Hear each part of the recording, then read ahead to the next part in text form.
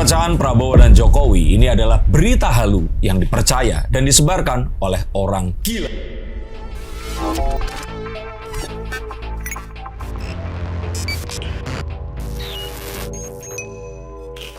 Halo saya Seekers, kembali berjumpa bersama saya Denny Darko. Tidak ada yang namanya misteri, yang ada adalah tanda-tanda yang kita semua coba untuk mengerti. Reshuffle ini dikatakan adalah momen di mana akhirnya Prabowo bersih-bersih. Akhirnya Prabowo menguras orang-orang yang merupakan titipan dan orang-orangnya Jokowi. Ini adalah upaya Prabowo akhirnya meninggalkan Jokowi sendirian. Ingat, jika kalian termasuk yang percaya, kalian hanya dimanfaatkan, diambil uangnya, dijadikan AdSense, dan diambil waktu berharganya. Dan yang paling menyedihkan lagi, diambil kewarasannya. Banyak yang bilang reshuffle, 2 kali reshuffle dalam waktu dekat kemarin. Karena nggak hanya mengisi posisi menteri yang kosong, menteri Menpora ya, dan juga Menko Polkam.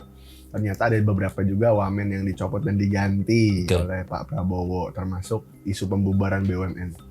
Makanya Pak Erick Thohir diungsikan. Nah, banyak orang juga melihat penguatan, maksudnya Pak Prabowo ini sudah meninggalkan Pak Jokowi karena di dalam kabinet ini isinya Gerindra sama Golkar doang. Jadi menteri-menteri loyalis Jokowi ini udah pada dibersihkan. Ya, cepet. Saya nggak sabar. Ya, udah. Sama nggak sabarnya dengan di mana letak kewarasan orang-orang yang percaya bahwa Prabowo dan Jokowi ini akhirnya berpisah. Coba, kalau seandainya memang termul di sini itu dikuras semuanya, Erick Thohir itu udah kurang termul apa? Itu adalah menterinya Jokowi banget, cuma dipindah-pindah lokasi aja, tapi tetap ada. Kemarin sempat dipertanyakan karena dianggap nggak puas dengan kinerjanya sebagai Menteri BUMN. Lalu disalahkan lagi saat mencopot STY, Sintayong, dan menggantinya dengan Patrick Kluivert. Lalu sekarang dia malah dipindahkan menjadi Menpora. Lalu Pratikno, yang jelas-jelas di sini itu diakui Pak Jokowi. Pak Jokowi hanya menyarankan satu nama, yaitu Pak Pratikno saja. Dan nggak disentuh-sentuh. Lalu Purbaya. Pak Purbaya itu jelas-jelas orangnya Luhut Binsar. Dan dia mengaku membantu Jokowi,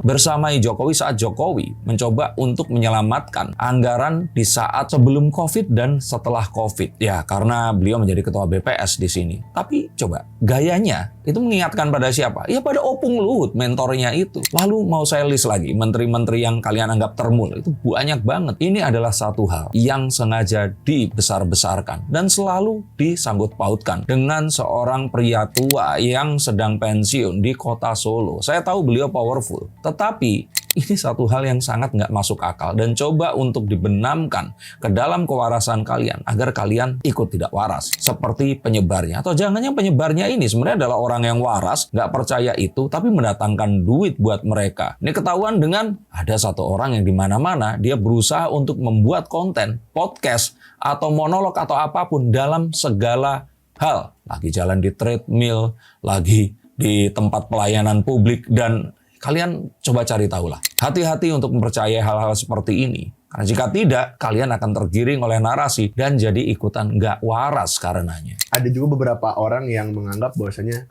kenapa bisa disebut Pak Prabowo ini mulai meninggalkan Pak Jokowi, karena orang-orang yang Pak Prabowo angkat dan mengisi kabinet ini sekarang memang rata-rata orang dekatnya Pak Prabowo. Ada yang mantan temen di Akmil, ada yang kakak lettingnya, termasuk Pak Safri Samsudin juga kan cukup dekat dengan Pak Prabowo dan Pak Luhut gitu. Jadi orang-orang Pak Jokowi disingkirkan, Pak Prabowo masukin orang-orangnya gitu loh maksudnya. Tapi TNI semua kan yang disebut tadi. Lah ya sudah. Ya artinya bukan, ya mereka pun juga akrab sama Pak Jokowi juga, tapi kan lebih akrab dengan Pak Prabowo karena kan kakak tingkat dan juga teman seletingnya. Nggak ada yang salah dengan ini. Dan malah nggak masuk akal kalau ini dikaitkan dengan karena si Pak Prabowo ini sudah pecah kongsi. Lah kalau pecah kongsi kok masih bareng sama Gibran? Kalau pecah kongsi kenapa ngangkat Kodari? Kodari ini jelas-jelas orang yang menyuarakan keberlanjutan atau menyuarakan tentang rekonsiliasi Pak Prabowo dan Pak Jokowi. Ini malah sekarang dijadikan KSP. Ini kan coba dimasukkan gitu loh nalarnya. Ini saya melihat bahwa Pak Prabowo berusaha untuk melawan DFK, disinformasi, fitnah, dan kebencian dengan ingin menunjukkan apa yang terjadi. Bahkan berulang kali Pak Prabowo sampaikan, ini kayaknya orang-orang ini kok lebih tahu pikiran saya dibanding saya sendiri. Come on.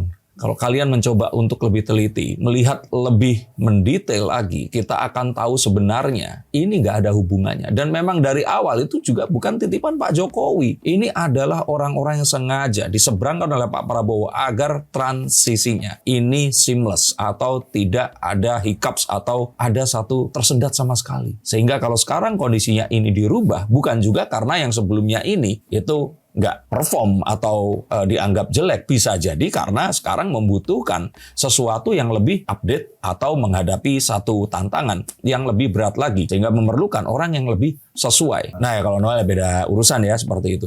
Bahkan Budi Ari kabarnya dia ditawarkan satu posisi lagi. Nah kalau memang ini terjadi artinya memang sudah ada sebuah penyelidikan dan bisa dibuktikan ya dia tidak salah di mata hukum. Tapi ada yang bilang juga netizen di sini bahwasanya menteri-menteri bukan titipan ya, bahasa menteri-menteri warisan Pak Jokowi yang sempat menjabat di zaman Pak Jokowi ini bahasanya memang nggak nurut lah, bahasa netizen ini bilangnya oh mungkin karena mereka jauh lebih nurut sama Jokowi makanya Pak Prabowo nyopotin orang-orang itu cari yang lebih nurut sama Pak Prabowo, makanya dari lingkaran dekatnya dia. Saat kalian menuduh seseorang atau menganggap orang ini melakukan satu hal, coba kalian cari tahu motif orang itu sebenarnya apa. Kalau tidak ditemukan motif, maka bisa jadi kalian yang halu. Kalau memang Pak Jokowi menyuruh, apa endgame-nya Pak Jokowi? Pak Jokowi melakukan itu tujuannya apa? Keuntungannya apa? Apakah akhirnya ada kebijakan-kebijakan yang membuat Pak Jokowi kaya raya? Nggak ada juga. Apakah kemudian ada sebuah arahan yang membuat Pak Jokowi nggak diusut? Kecuali kalau memang menteri hukumnya atau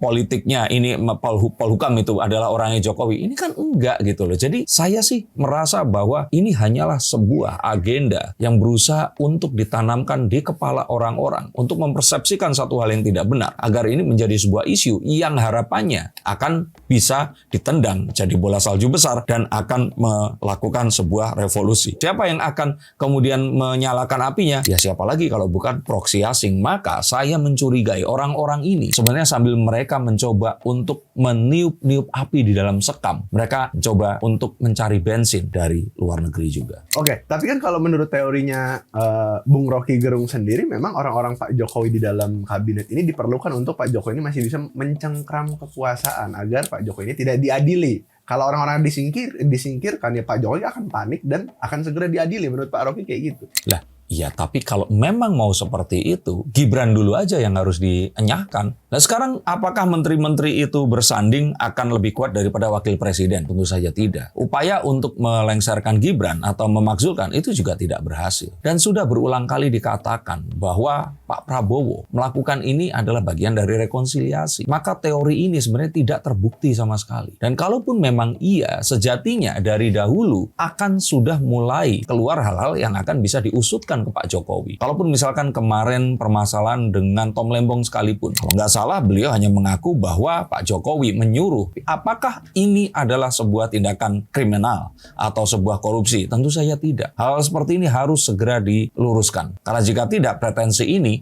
akan mengganggu kewarasan masyarakat lebih luas lagi. Tapi ada juga yang berasumsi bahwasanya ini menuju atau mungkin OTW Gibran ini akan dilengserkan. Maksudnya kayak, oh sekarang orang-orang Jokowinya udah disingkirin nih. Nantinya ke depannya mungkin akan ada langkah baru lagi setelah kemarin pencanangan untuk memakzulkan Gibran, ya akan ada langkah baru. Iya nggak masalah kalau orang berharap ya. Tapi kalau seandainya harapannya halu, ini kan semakin nggak masuk akal. Nah kalau Gibran ini memang OTW dilengserkan, maka tentu saja sama seperti hujan mulai mendung. Sama seperti kalau ternyata ada gempa, itu mulai terasa bahwa orang bilang burung-burung itu peterbangan, terus hal-hal yang lain yang akan satu peristiwa sebesar itu tidak akan ujuk-ujuk terjadi. Betul kalau reshuffle ini adalah hak prerogatif presiden, tapi pelengseran Gibran ini harus direncanakan sejak awal. Dan ini nggak akan mungkin terjadi sampai kapanpun juga. Ada juga statement Pak Jokowi kemarin di saat setelah adanya reshuffle yang pertama ya. Setelah reshuffle yang kedua ini belum ada statement dari Pak Jokowi. Cuma setelah reshuffle yang pertama ini, di saat Pak Jokowi ditanyai tentang reshuffle. Kata kuncinya itu, saat ditanya kan, beliau kan tidak membuka omongan dan menjadikan ini sesuatu besar yang jadi sebuah political statement. Tidak ada. Kalau Pepo kan beda, dia kan sering mengeluarkan political statement. Tapi kalau di sini beliau juga bukan ketua partai, dia nggak melakukan apapun. Dan kalau Jokowi ini memang dicurigai, harusnya Kaisang pun akan lebih masif lagi bertindak. Nggak kayak sekarang yang kayak santai-santai aja. Jadi kalau saya kira di sini, semuanya masih berjalan sesuai dengan saat Prabowo dan Gibran dilantik.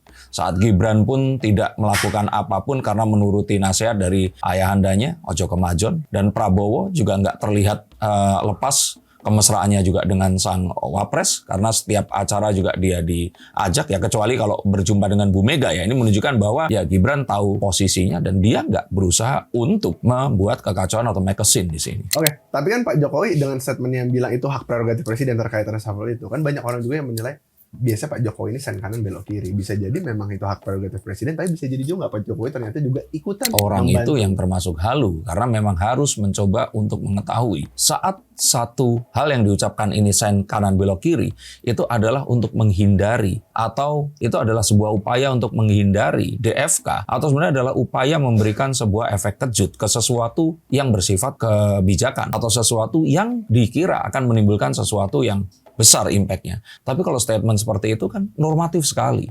Nggak ada sen kirinya itu, belok kanannya mau kemana? Dia nggak setuju. Kalau memang iya, dia sebenarnya melakukan sesuatu yang lainnya. Misalkan mengucapkan selamat atas kepemimpinan dan memberikan sebuah apresiasi bahwa menteri-menteri yang tidak baik ini akan dilengserkan. Kan kalimatnya muncul pun itu setelah ditanya. Lantas setelah pergantian para menteri ini atau mungkin pembantu presiden ini kan memang isunya keretakan antara Pak Prabowo dan Pak Jokowi justru semakin digoreng gitu. Lantas apakah nantinya juga akan ada lagi, maksudnya kayak nanti tiba-tiba Pak Prabowo nggak jalan sama Gibran, digoreng lagi gitu. Terus sampai di titik dimana ada ide pemakzulan lainnya lagi mungkin mengarah ke Gibran ini. Iya, saya yakin karena mereka ternyata ini nggak berusaha untuk melihat fakta. Tapi dua hal, selain cari nafkah, mereka juga ingin memang ada sebuah perubahan besar, di mana mereka akan bisa nyelip-nyelip lagi dan mendapatkan keuntungan dari situ. Jadi ini sebenarnya adalah sebuah modus yang mulai kita lihat. Dan apapun terjadi perubahan besar, pasti akan ditiup ke arah sana. Coba kalian amati, Pecoralus Tempo itu selalu mencoba mengaitkan apapun dengan Pak Jokowi. Atau teman-temannya yang lain seperti Refli Harun, atau kanal Sewor TV, atau mungkin kanal Anak Bangsa, atau hal ya coba kalian cari tahu lah. R. Subeno Point itu selalu akan berupaya untuk menyerang Jokowi. Dan walaupun mereka terlihat mendukung pemerintah, mereka berusaha untuk memakzulkan Gibran dengan apapun caranya agar ada sebuah perubahan di mana siapapun yang mereka akan dorong ini akan bisa masuk ke dalam pemerintahan. Saya menduganya ke arah sana. Cuman yang saya takutkan adalah hal kecil ini jika dikipas-kipas terus akan dilihat sebagai sebuah peluang dan potensi oleh pihak luar yang ingin mengacaukan bangsa. Dan mereka bisa saja menggelontorkan sejumlah dana atau mempersenjatai ini semua dengan fakta-fakta yang difabrikasi dan akan menimbulkan sebuah kekacauan yang kita tidak akan mungkin bisa antisipasi. Ini kan dengan ada DFK ini dan terus bertebaran hingga setiap langkah Pak Prabowo selalu dihubungkan dengan Pak Jokowi begitu. Nah kan sekarang PCO-nya baru. Pak siapa namanya? Kodari. Pak Kodari. Ya kan, akankah mungkin Pak Kodari ini justru akan bertindak lain daripada Uda Hasan Hasbi? Dua orang ini sebenarnya dua orang yang sama-sama cendekia. Tapi yang saya lihat mampu menguasai dirinya, tenang saat menghadapi serangan lawan, dan berusaha untuk menjelaskan dengan cara yang ringan. Ini lebih ke Kodari. Beliau pun juga, ya walaupun sama-sama bos perusahaan survei, tapi saya melihat bahwa keterkaitan Kodari dengan semua sistem dan dinamika pemerintahan itu lebih dekat dibandingkan Uda Hasan Hasbi ini tadi. Sehingga saya menaruh harapan besar kepada Mr. Q, nah orang-orang menyebutnya seperti itu.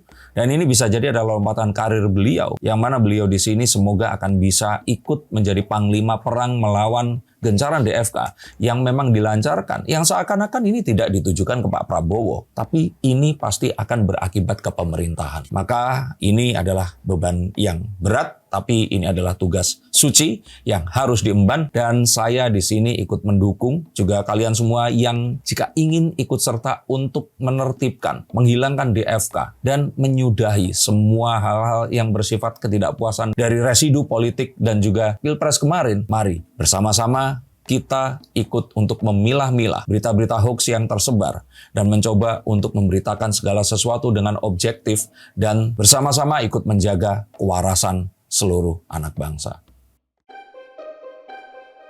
Ikuti channel ini jika kalian memiliki tujuan yang sama, dan sebarkan jika kalian memiliki satu kepedulian yang juga ingin ikut membebaskan kita semua dari dampak negatif internet bubble filter yang tanpa kita sadari membuat kewarasan kita hilang setiap hari. Terima kasih, sampai jumpa dan salam.